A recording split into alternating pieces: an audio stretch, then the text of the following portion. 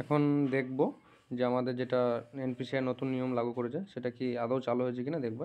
আমিও নতুন, আমিও জানি না, ফার্স্ট ট্রাই করছি, দেখি একবার। প্রথম যেটা আমাদের ফিঙ্গারপ্রিন্টটা লাগে সেটা আমি অলরেডি করে ফেলেছি। তো এখন আমি এসবিআই থেকে একটা আমার আধার দিয়ে উইথড্রল করে দেখবো যে কীরকম করে উইথড্রল হচ্ছে। 2205 এবার আমি একটা যে কোনো মোবাইল নাম্বার দিয়ে 500 টাকা উইথড্রল করে দেখি যে কী হচ্ছে। ফিঙ্গারে লাইট চলে এসছে, আমার উইথড্রল হয়ে গেল।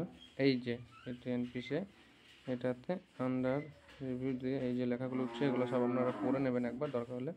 পড়ে নেওয়ার পরে এই যে আন্ডার দেওয়ার পরে এখন আমার আধার কার্ডটা লাগবে। মানে আগেরটা কিন্তু কাস্টমারের ছিল, যে আমি কাস্টমার হতে পারি কিন্তু কাস্টমারের ছিল। তারপর এখন আমার আধার দেওয়ার পরে 2826 এরকম দেওয়ার পরে আই এগ্রি, স্ক্যান ডবল।